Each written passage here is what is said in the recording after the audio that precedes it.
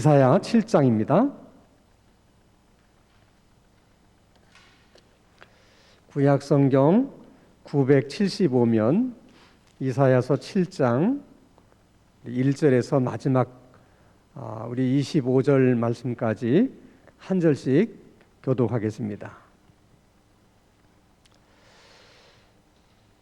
제가 1절을 읽습니다. 우시아의 손자요 요담의 아들인 유다의 아하스 왕 때에 아람의 르신 왕과 르말리아의 아들 이스라엘의 베가 왕이 올라와서 예루살렘을 쳤으나 능히 이기지 못하니라.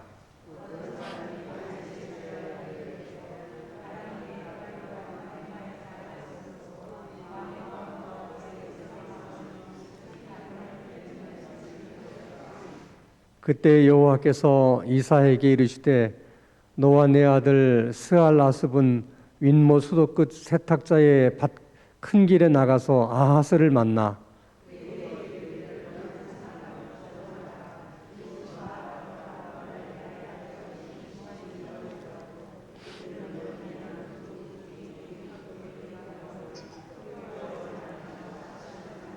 아람과 에브라임과 르말리아의 아들이 악한 꾀로 너를 대적하여 이르기를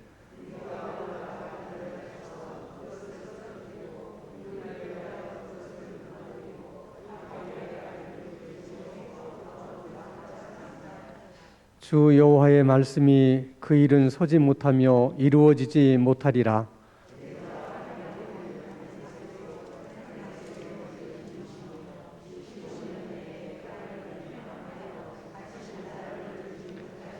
에브라임의 머리는 사마리아요 사마리아의 머리는 르말리아의 아들이니라.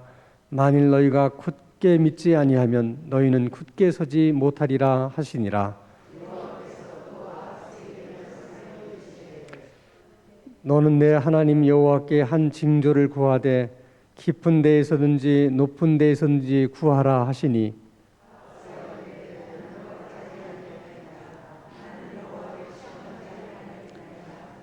이사야가 이르되 다윗의 집이여 원하건대 들을지어다.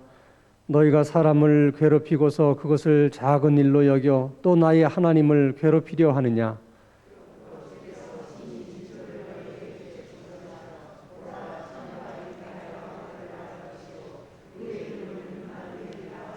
그가 악을 버리며 선을 택할 줄 알 때가 되면 엉긴 젖과 꿀을 먹을 것이라.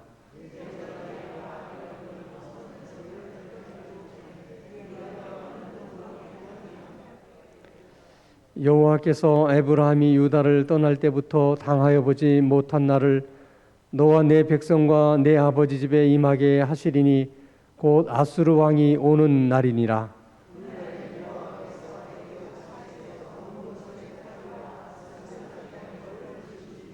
다 와서 거친 골짜기와 바위틈과 가시나무 울타리와 모든 초장에 앉으리라.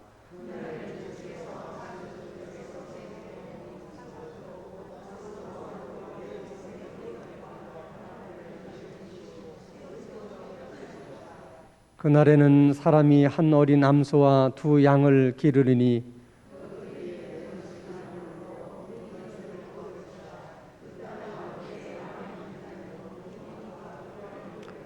그날에는 1000그루의 은 1000개의 가치가 있는 포도나무가 있던 곳마다 찔레와 가시가 날 것이라.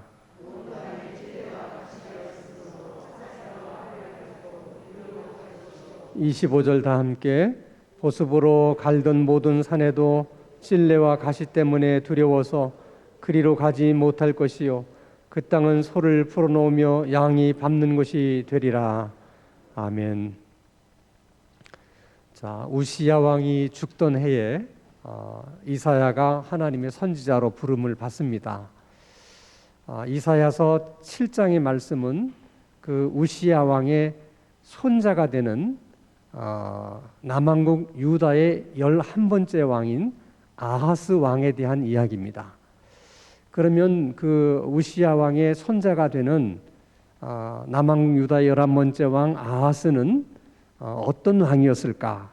이게 참 궁금한데 이제 이사야서에서는 그 아하스 왕에 대한 자세한 언급이 없어요.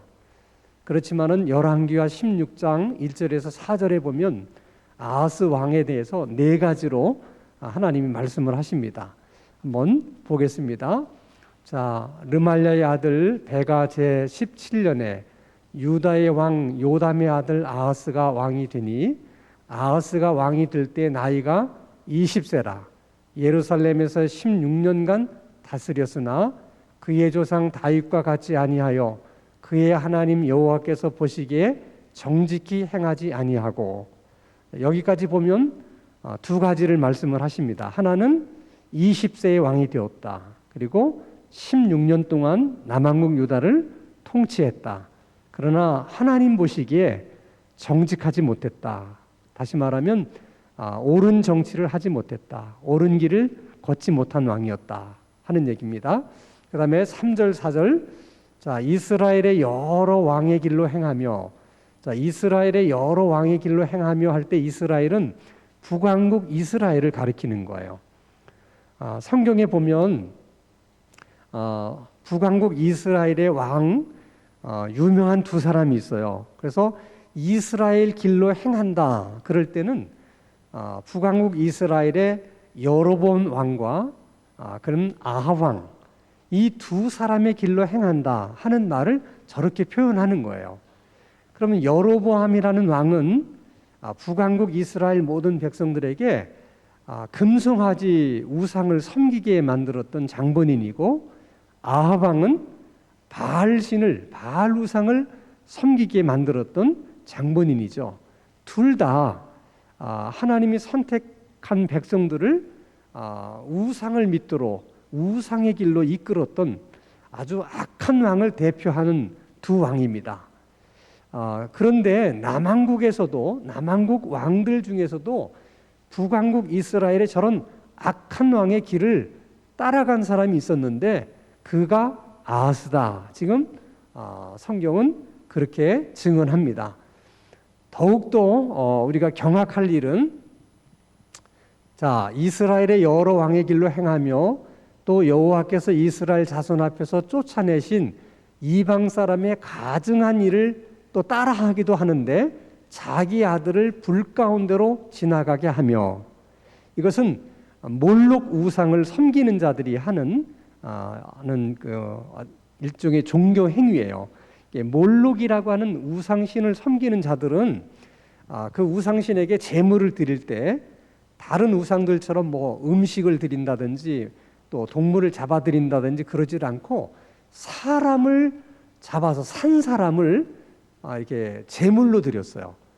그것도 정성을 다한다는 의미에서 자기 아들을 산 제물로 드리는 정말 끔찍한 그런 일들을 행했는데, 하나님이 가장 가증하게 여기시는 일 중에 하나가 이 몰록 우상에게 사람을 제물로 드리는 거예요. 하나님이 이것만은 용납할 수가 없었어요. 그런데 남한국 유다 백성들 중에 누가 저런 짓을 해도 하나님이 가만둘 수가 없는데 누가 그 일을 했다는 거예요? 남한국 유다의 왕이 그 짓을 했다는 겁니다. 이건 정말 하나님으로서는 도저히 용납할 수 없는 것이고 도저히 참을 수 없는 일임에도 불구하고 하나님께서는 늘 다윗을 생각하셔서 그 남한국 유다만큼은 어떻게 하든지 하나님이 보존해 주시려고 하는 마음이 있으셨어요. 그러니까 아하스가 저렇게 악한 왕이에요. 그럼에도 하나님이 저 왕에게 어떻게 했는가를 지금 우리 이사야 7장에서 이제 쭉 말씀을 하려고 하시는 겁니다. 자, 20세의 왕이 됐어요. 젊은 나이에 왕이 됐는데 문제는 왕이 된 지 얼마 되지 않아서 북왕국 이스라엘과 아람이 군사 동맹을 맺고 예루살렘으로 남왕국 유다를 침공을 한 겁니다. 근데 그 당시 남왕국 유다의 군사력을 가지고는 북왕국 이스라엘 한 나라를 감당하기에도 굉장히 버거웠어요. 그만큼 북왕국 이스라엘이 남왕국 유다보다 더 강대한 거죠. 군사적으로도 또 강대국이었습니다. 그러니까 한 나라를 상대하기도 버거운데 거기다 아람이라는 나라까지 군상 동맹을 해가지고 침공해 오니까 이건 뭐 감당할 수가 없는 노릇입니다. 그럼에도 불구하고 1차 공격 때에 어쨌든 하나님의 은혜로 겨우겨우 막아내요. 그러니까 남왕국 유다의 입장에서는 정말 젖먹는 뭐 힘까지 다 동원을 해서 그 어려운 침공을 막아낸 거예요. 그러니까 얼마나 진이 빠졌겠습니까?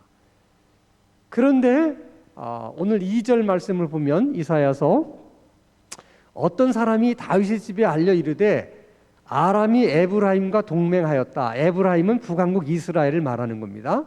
하였으므로 왕의 마음과 그의 백성의 마음이 숲이 바람에 흔들림 같이 흔들렸더라. 이것은 이제 2차 침공을 말하는 것입니다. 1차 침공을 정말 젖먹는 힘까지 다 동원해서 겨우겨우 막아내고 이제 한숨을 돌리는가 싶었는데 또다시 침공해온다는 이야기를 들으니까 혼비백산한 거예요.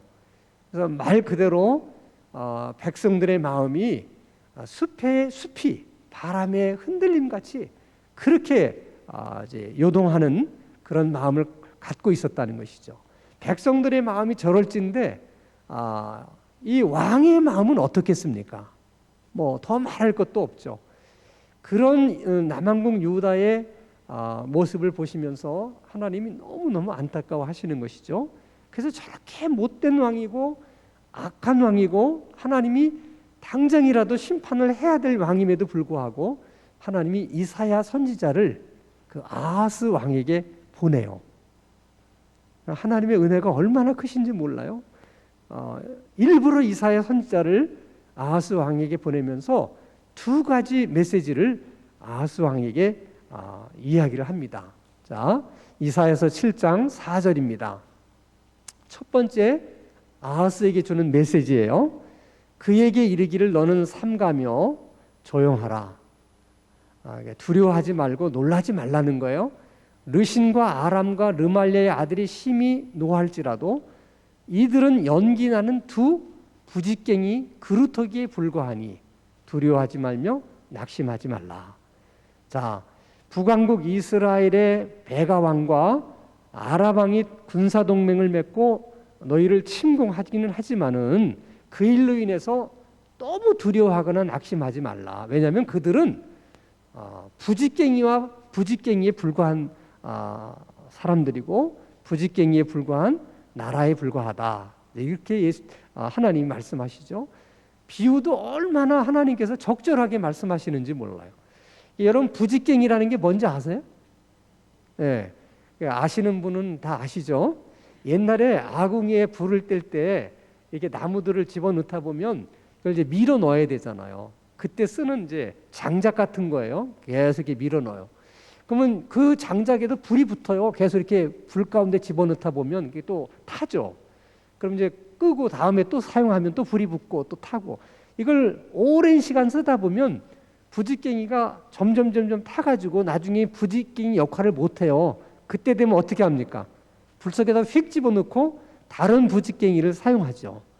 그러니까 지금 북왕국 이스라엘과 아람이 군사동맹을 맺고 남왕국 유다를 침공한다고 하는데 내가 두려워하거나 낙심할 게 없다. 그것들은 부짓갱이 같아서 곧 불 속에 던져질 부짓갱이에 불과하다. 하나님 이렇게 위로하시는 거예요.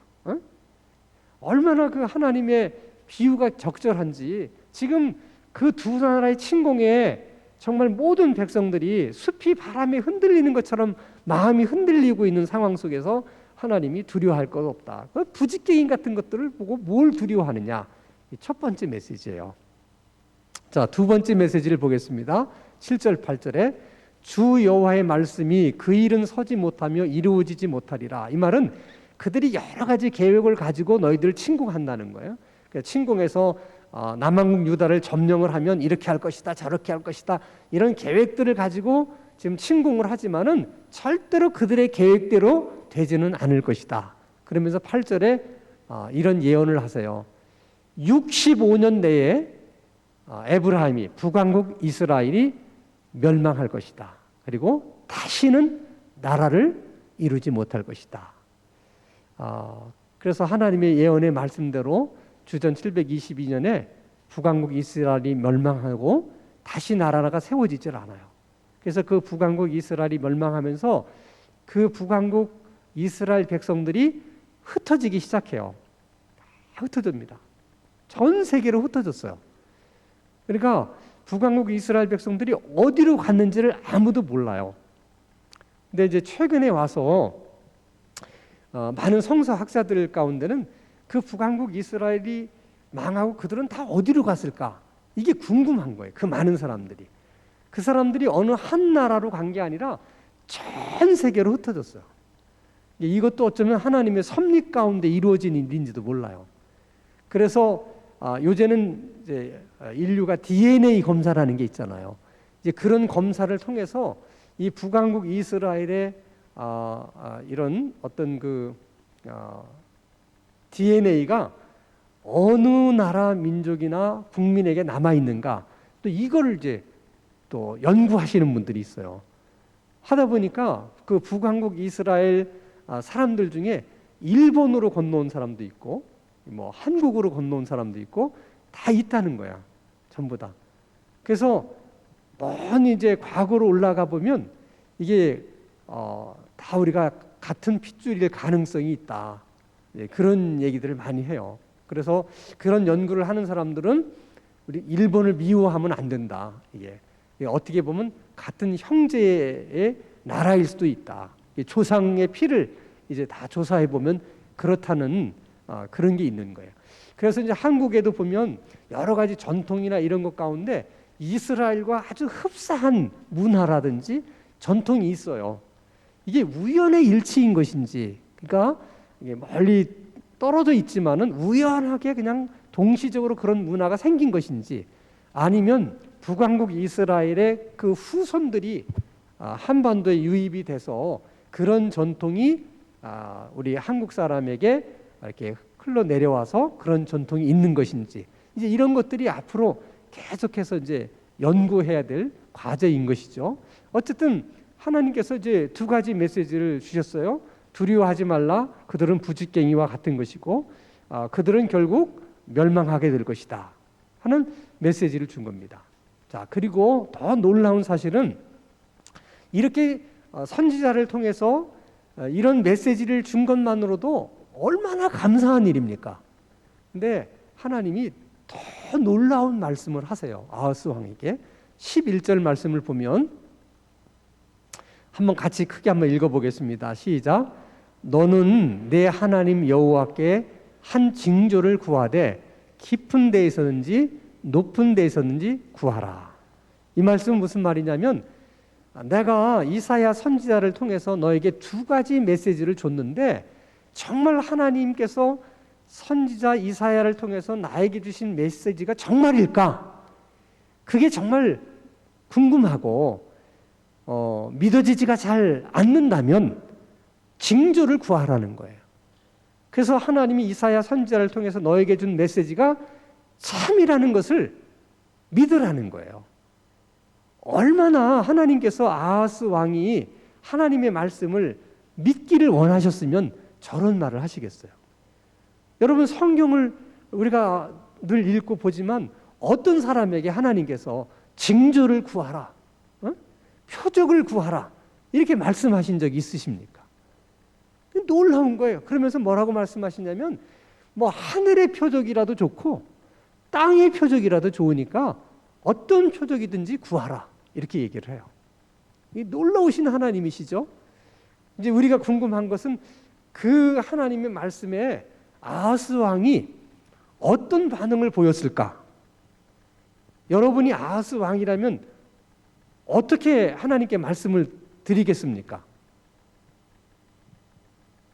뭐 생각해 본 적이 없으니까. 자, 12절 말씀을 보겠습니다. 아하스가 이르되 나는 구하지 아니하겠나이다. 나는 여호와를 시험하지 아니하겠나이다 한지라.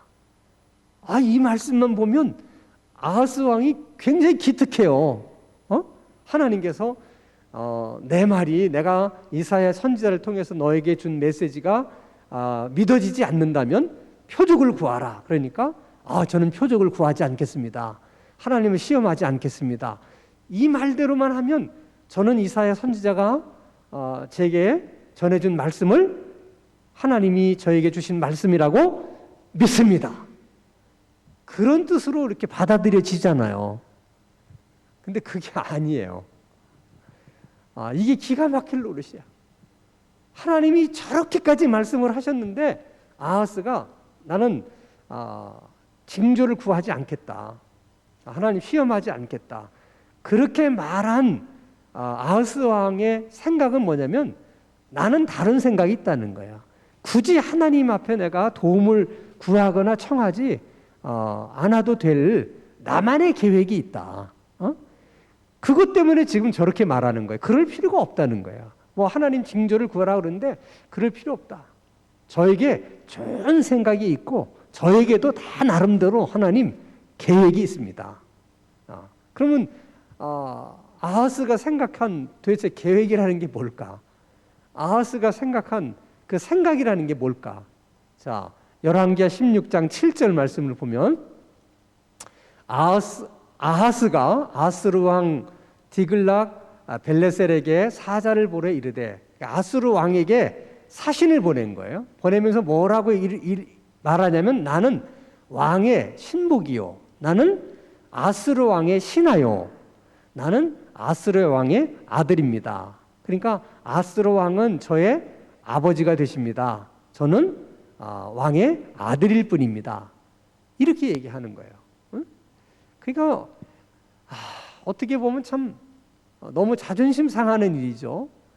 그렇게까지 하면서 아수르의 도움을 구하는 거예요. 도와달라는 거예요. 당신은 아수르가 강대국이니까 북왕국 이스라엘과 아람이 군사동맹을 맺고 우리를 치려하니 아수르 왕께서 도와주시기 바랍니다. 그러면서 8절 말씀을 볼까요?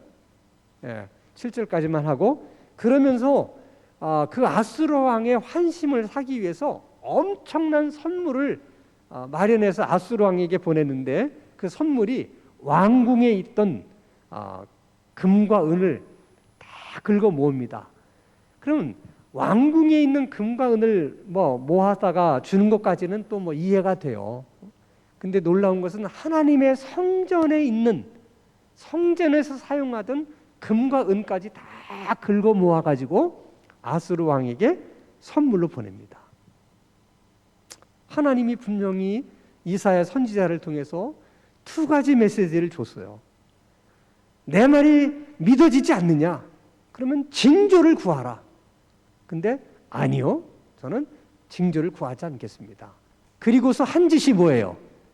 아수르 왕에게 찾아가서 선물을 주면서 굽혀서 나는 아수르 왕의 신하요, 저는 아수르 왕의 아들입니다. 이렇게까지 비굴하게 아수르 왕에게 이야기하면서 아수르 왕의 힘을, 도움을 요청을 한 것이죠. 하나님이 보실 때 어떠셨겠어요? 너무너무 한심한 거잖아요. 그래서 이사야 선지자를 통해서 말합니다.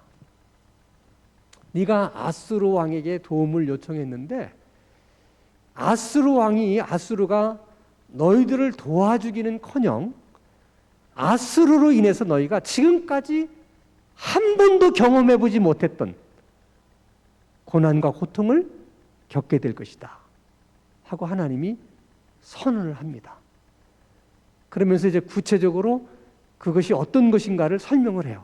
조목조목 설명합니다. 자, 오늘 이사야 7장 17절, 여호와께서 에브라임의 유다를 떠날 때부터 당하여 보지 못할 날을 너와 내 백성과 내 아버지 집에 임하게 하리니 곧 아수르 왕이 오는 날이라.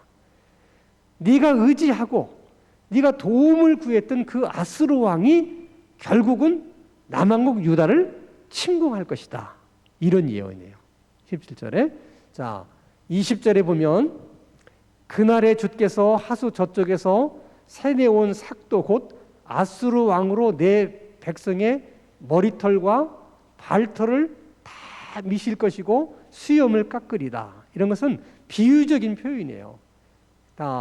그 아수르가 가져온 삭도라는 건 아수르의 칼날을 의미하는 거예요. 그 아수르의 칼날로 남왕국 유다의 모든 백성들이 다 도륙당할 것이다. 그런 말씀을 저렇게 표현을 하신 거야. 기가 막힌 일이죠, 여러분. 그 아수르 왕의 환심을 사기 위해서 있는 은금 다 긁어 모아주면서 저는 뭐 신하요 아들이요 이렇게까지 아부했는데, 그렇게 믿었던 정말 도끼의 발등이 찍힌다고 그 아수르 왕이 침공을 해서 남왕국 유다의 백성들을 다 도륙낼 것을 어떻게 상상이나 했겠어요. 자, 21절 22절 보면, 자, 그날에는 사람이 한 어린 암소와 두 양을 기른다. 이 말은 무슨 의미냐면, 그날에는 이 아수르가 그냥 백성들을 다 도륙내버리니까 남는 게 아무것도 없는 거예요. 그래서 겨우 남은 것이 어린 암소 한 마리하고 양 두 마리 정도 그렇게 건졌다는 거예요. 근데 더 과간인 것은 뭐라고 말하냐면, 그것들이 내는 젖이 많음으로, 그러니까 한 어린 암소와 두 양이 내는 젖이 많아서 그 땅 가운데 남아있는 자들이 그 엉긴 젖과 꿀을 먹으리라. 이렇게 말씀을 하세요. 이 말의 의미는 뭐냐면 잘 새겨들어야 돼. 하나님께서 지금 말씀을 아주 우리로 말하면 비꼬아서 얘기하는 거예요. 비꼬아서. 그날에 모든 사람이 도륙을 당하고 나면 살아남는 사람이 얼마 없는데, 그 살아남은 사람들도 겨우 자기들이 건진 것이 어린 암소 한 마리하고 양 두 마리 정도인데, 거기서 나는 젖으로 사람들이 먹을 것이라는 거예요. 젖이 많이 나서 먹을 것이다. 그러면 여러분 생각에 한 어린 암소와 두 양에서 나오는 젖이 많으면 얼마나 많아서 얼마나 많은 사람이 먹을 수 있겠어요? 자, 퀴즈. 5명, 10명, 100명. 100명이라고 생각하시는 분은 안 계시겠죠? 그러니까 그날에는 너무나 많은 사람들이 아수르의 칼날에 도륙당해서 살아남는 사람이 얼마 없다는 거예요. 그거를 지금 하나님이 저렇게 비꼬는 투로 얘기하는 거예요.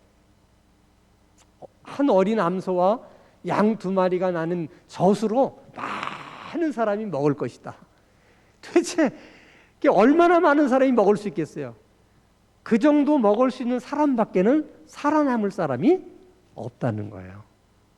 자, 그뿐만 아니라 23절에 보면은, 그날에는 1000그루의 은 1000개의 가치가 있는 포도나무가 있던 곳마다, 그러니까 얼마나 좋은 포도밭이었겠어요. 그렇죠? 그렇게 좋은 포도밭이 완전히 가시덤불처럼 그렇게 바뀌게 될 것이다. 아주 황폐하게 될 것이라는 거예요.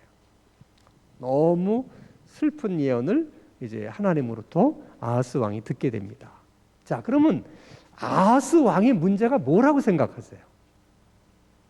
아하스 왕은 항상 눈에 보이지 않는 하나님보다는 눈에 보이는 현실, 눈에 보이는 사람을 더 두려워하고 의지하려고 했다는 거예요. 근데 하나님이 그러지 말라 말씀하셨어요. 하나님을 의지하라고. 네가 두려워하는 그것들은 다 부직갱이에 불과하다. 그러니까 두려워할 거 없다. 두려워하지 말라. 놀라지 말라. 하나님을 의지하라.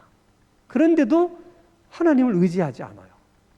그러니까 여러분, 하나님을 의지하지 않으면, 눈에 보이지 않는 하나님을 의지하지 않으면 사람은 결국 눈에 보이는 것들을 의지하게 돼요. 그러니까 눈에 보이지 않는 하나님을 두려워하지 못하면 자꾸 눈에 보이는 것들, 우리 현실로 나타나는 것들에 대해서 두려운 마음을 가지는 거예요. 사람이. 어쩔 수 없는 거야. 아하스 왕처럼 돼요. 근데 놀라운 것은 아하스 왕처럼 하나님을 의지하는 대신에 자기 눈에 보이는 저거면 충분하겠다. 저거면 내게 힘이 되겠다. 저거면 나를 보호해 줄 수 있겠다 하고 믿은 것들이, 잘 들으셔야 돼요. 하나님을 의지하지 않고 도리어 그렇게 다른 사람이나 물질이나 이런 것들을 하나님처럼 의지하려고 하면, 내가 의지하려고 했던 그것들이 배신을 때리는 거예요. 그래야 아수르가 나를 도와줄 것이다. 아수르가 우리를 지켜줄 것이다 했는데 아수르가 대신을 때려서 아수르가 남왕궁을 침공하잖아요. 그런 것처럼 우리 삶에도 마찬가지예요. 내가 하나님을 대신해서 이것들이 나를 지켜줄 것이다, 보호해 줄 것이다, 내 인생을 책임져 줄 것이다, 이렇게 믿었던 것들이 어느 날 배신을 때려서 나를 찌르는 거야. 그러니까 정말 여러분, 하나님을 믿는 하나님의 백성들은 이 부분을 두려워해야 돼요. 아하스 왕이 남왕국 유다의 왕으로서 하나님이 다윗을 생각해서 그 나라를 지켜주고 싶으셨어요. 그래서 일부러 선지자를 보내서 하나님의 메시지를 전했어요. 아하스 왕이 어떤 사람이라는 걸 하나님 잘 아시기 때문에 너 내가 그렇게 메시지를 전해줘도 너 내 말을 잘 안 믿지? 그래서 뭐까지 얘기해요? 징조를 구하라까지 얘기를 해요. 안 해요. 그리고 아하스 왕의 두 번째 문제는 다 자기 나름대로의 생각과 계획이 있는 거예요. 근데 사람이 차라리 뭘 생각해도 생각이 안 나고 뭘 계획하려도 아무 계획도 세울 수 없으면 차라리 하나님을 의지하게 돼요. 근데 이상하게 머리가 확 돌아가면서 이렇게 하면 되겠다. 생각이 막 반짝거리고 자기 나름대로 이렇게 하면 되겠다는 계획들이 생기면 오히려 하나님을 의지하지 않게 돼요. 그러니까 어떻게 보면 기도하는 사람들은 미련한 거예요. 주여, 주님밖에는 없습니다. 주여, 주님만 바라봅니다. 어떻게 보면 우리가 미련한 거죠. 그러나 머리가 탁 도는 사람은 자기 나름대로 다 계획이 있으니까 아하스 왕처럼 하나님 앞에 기도하지 않는 거예요. 그러니까 오히려 우리에게 계획도 없고 아무 생각도 나지 않는 것이 오히려 우리에게는 복일 수 있는 거야. 그래서 하나님을 의지하게 되고 하나님만 바라보고 하나님께 구할 수 있으니까. 자, 오늘 하이라이트는 9절의 말씀이에요. 위의 얘기는 설명하면 에브라임의 머리는 사마리아다 그런 것은 에브라임은 북왕국 이스라엘이니까 북왕국 이스라엘의 머리, 수도는 사마리아다 그 말이에요. 사마리아의 머리라고 하는 것은 결국 북왕국 이스라엘의 왕을 의미하는 거예요. 그 왕, 그 왕을 얘기하는데 마지막 줄에 만일 너희가 굳게 믿지 아니하면 너희는 굳게 서지 못하리라. 그러니까 굳게 믿어야만 흔들리지 않고 어떻게 한다? 굳게 설 수 있다. 그럼 뭘 굳게 믿어야 되느냐? 하나님의 말씀을, 하나님의 약속을, 그리고 모든 것은 하나님께서 섭리하시고 경영하시고 운영하신다는 사실을 굳게 믿어야만 너희들이 굳게 흔들리지 않고 설 수 있다. 그 말씀이에요. 정말 우리들에게 필요한 말씀이에요, 여러분. 우리가 늘 하나님의 말씀과 약속을 믿어야 되지만 특별히 모든 우리 삶도 그렇고 우리 나라도 그렇고 이 세상도 그렇고 결국은 다 하나님의 손에 있는 거예요. 하나님이 다 경영하시고 하나님이 운영하세요. 믿습니까? 예, 다 하나님의 손에 있는 거예요. 어떤 제가 예화집을 보니까 아주 재미있는 예화가 하나 있어서 소개해 드리려고 그래요. 어떤 사람이 큰 죄를 짓고 이제 감옥에 가게 됐는데 30년 징역형을 받은 거예요. 30년이나 이제 감옥에서 썩어야 되니까 가만히 생각해 보니까 이 30년을 도대체 내가 어떻게 보내냐, 지루해서. 그래서 뭔가 이 30년을 나름대로 보내려면 감옥 안에서도 뭔가 좀 할 일이 있고 뭐 재미있는 일이 있어서 이 30년이 어떻게 가는지 모르게 이렇게 보내야지만 내가 살 수 있지. 그렇지 않으면 내가 30년을 내가 견디지 못할 것 같다. 그래서 그런 생각을 하고 있는데 자기 방에 이렇게 보니까 개미 한 마리가 이렇게 기어오는 게 보였어요. 그래서 그래, 내가 개미하고 놀아야 되겠다. 그래서 그날부터 개미하고 놀다가 생각이 바뀌었어요. 이 개미를 잘 훈련을 시켜서 내가 개미를 데리고 놀면 더 재밌겠다. 그래서 이제 개미를 훈련시키기 시작했어요. 앉아 그러면 앉고, 일어서 그럼 일어서고, 뒤로 가 그럼 뒤로 가고, 뭐 뒹굴어 그럼 뒹굴고. 그래서 계속 개미하고 그렇게 하니까 재밌잖아요. 그래서 개미하고 그렇게 놀다가 이제 30년 이제 만기가 돼서 출소를 하게 됐어요. 그래서 그 개미를 이제 가지고 나온 거죠. 야, 이 세상 사람들이 이 개미가 이렇다고 하는 걸 보면 기겁을 할 텐데 누가 개미가 이렇게 할 거라는 걸 생각을 하겠냐. 그래서 내가 이 개미를 훈련시켜서 내가 개미를 이렇게 한다는 걸 내가 보여줘야 되겠다. 그래서 출소한 후에 우선 제일 가고 싶었던 것이 어디였겠어요? 음식점이야. 좋은 레스토랑. 그래서 이제 뭐 감옥에 있는 동안에 뭐 일도 하고 뭐 이렇게 해서 이제 모은 돈을 가지고 막 떨어진 레스토랑을 들어간 거예요.